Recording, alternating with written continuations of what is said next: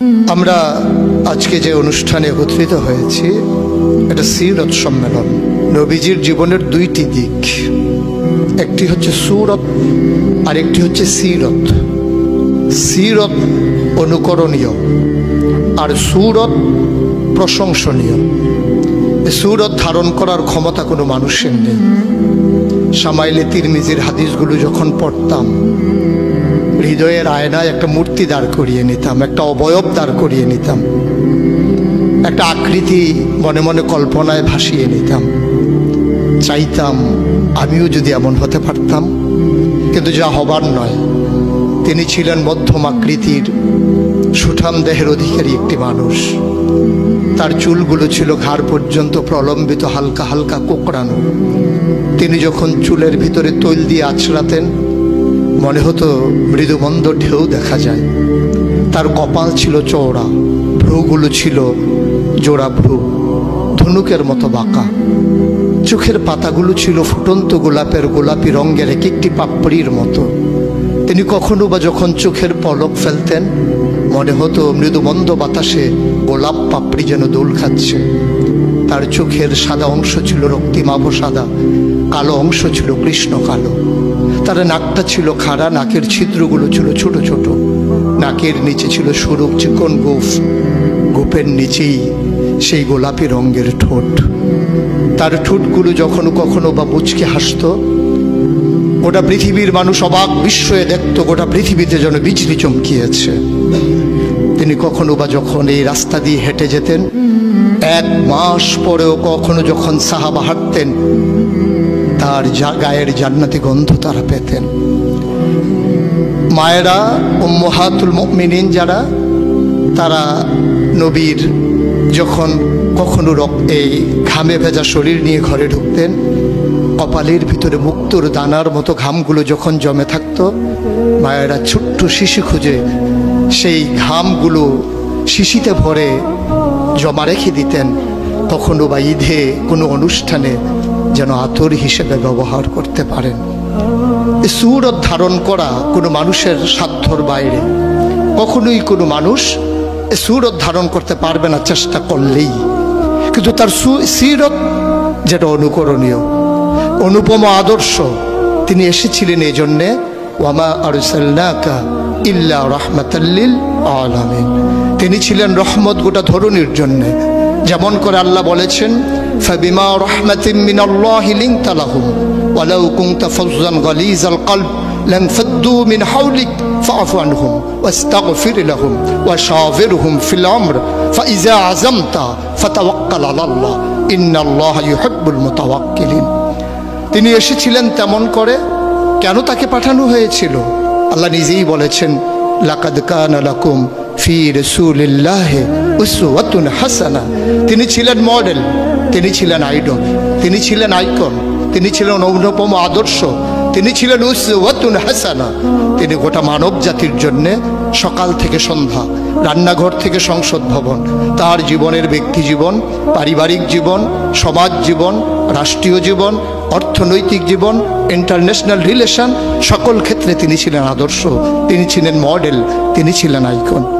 একবিংশ শতাব্দীর সূচনা লগ্নে দাঁড়িয়ে গোটা পৃথিবী যখন ঝঞ্ঝা বিক্ষুব্ধ, গোটা পৃথিবীর মানবতা যখন আজকে ভুলণ্ঠিত, আজকে শুধু মুসলিম নয়, গোটা মানুষ যখন আজকে অপর মানুষের ভোটের নিচে পৃষ্ঠ হচ্ছে তার জীবন, মানুষগুলো যখন আজকে রক্তে রঞ্জিত হচ্ছে তার গোটা দেহ, সেই ফিলিস্তিনের দুধু মরুভূমি আজকে যখন আমার কিশোর ভাইয়ের রক্তে রঞ্জিত, সেই ঝিলাম নদীর পানি আজকে যখন স্বচ্ছ স্ফটিকের মতো আর নেই, কাশ্মীরের ভাইয়ের রক্তে যখন রঞ্জিত, পার্শ্ববর্তী আরাকানের মুসলমানেরা আজকে উখিয়ার সেই টেকনাফের তাঁবুর নিচে তারা যখন মানবেতর জীবনযাপন করছে, আজকে বারবার মনে পড়ে সেই নবীজির কথা।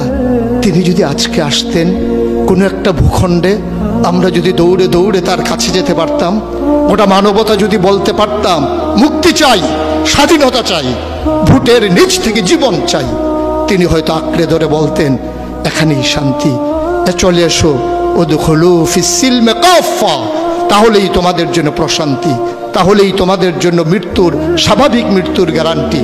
কখনোই আর ঝঞ্ঝা বিক্ষুব্ধ পৃথিবীতে তোমাদেরকে বুক পেতে দিতে হবে না বুলেটের সামনে।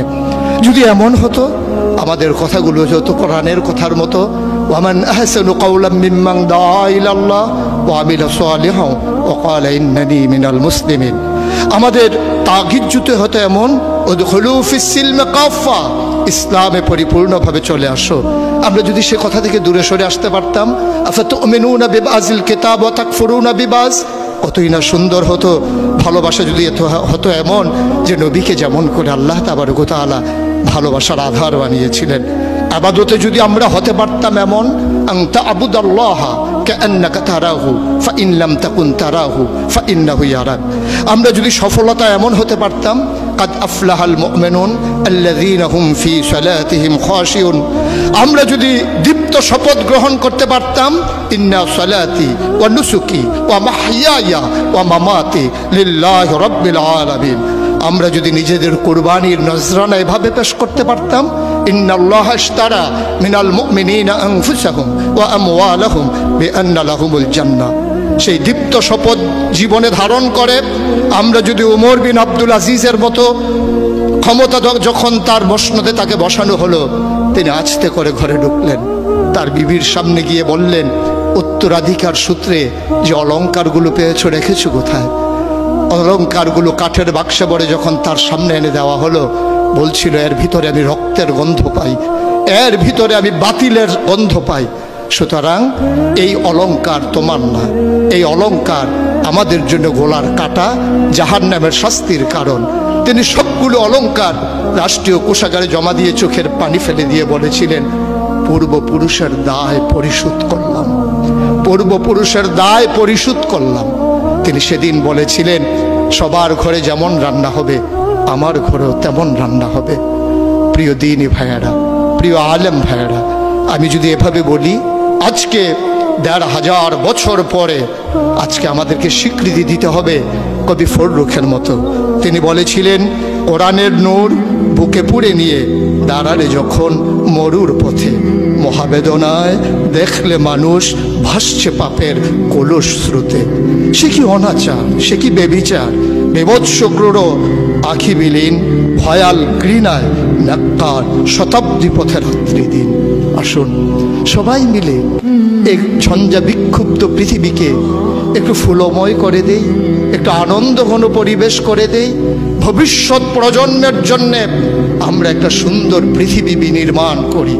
আর এই সুন্দর পৃথিবী বিনির্মাণে ওলামায়ে কেরামের নেতৃত্বে যে সংগঠন আপনাদেরকে সামনে টানছে, হেরার দিকে নিয়ে যাচ্ছে, যে হেরার রশ্মির আলোতে আপনার জীবন, পরিবার, রাষ্ট্র, গোটা বিশ্ব, মনে রাখবেন, আপনি কখনোই বাংলাদেশের সন্তান নন, আপনি বাঙালি নন, আপনি বাংলাদেশি নন। আপনার আসল পরিচয় ইন্নানী মিনাল মুসলিমিন, আমরা মুসলমান। ভূখণ্ডগতভাবে আমরা বাংলাদেশি, ভাষাগতভাবে আমরা বাঙালি, আর আমার আসল পরিচয় আমি যেখানেই থাকি, আমার আল্লাহ এক, আমার কোরআন এক, আমার ক্যাবলা এক, আমার কাবা এক, আমার নবী মুহাম্মদুর রাসূলুল্লাহ সাল্লাল্লাহু আলাইহি ওয়াসাল্লাম তার নেতৃত্বে যেমন করে ১৫০০ বছর আগে মানুষগুলো একই পতাকায় ঐক্যবদ্ধ হয়েছিল, আজও তার রেখে যাওয়া আদর্শের ভিত্তিতে আসুন সকল ভেদাভেদ ভুলে সবাই এক হয়ে যায়। কওমি, সুন্নি, আলিয়া, নানান দলে বিভক্ত না থেকে আমরা সবাই মিলে বলি, আমরা একই মায়ের সন্তান। সেই মা যদি হয় হাওয়া, সেই মা যদি হয় ইব্রাহিমের স্ত্রী, আমাদের জন্য যারা মা, তাহলেই আমরা মনে করি আমরা একীভূত হওয়া সম্ভব। আসুন ভাগাভাগি নেই, আমি চৌধুরী, আমি সরকার, আমি পেশকার, কোনো পরিচয় আমার আসল পরিচয় নয়। আমার আসল পরিচয় আমি মুসলিম। এটাই হোক মূল মন্ত্র, এটাই হোক সামনের পথ চলার পাথে।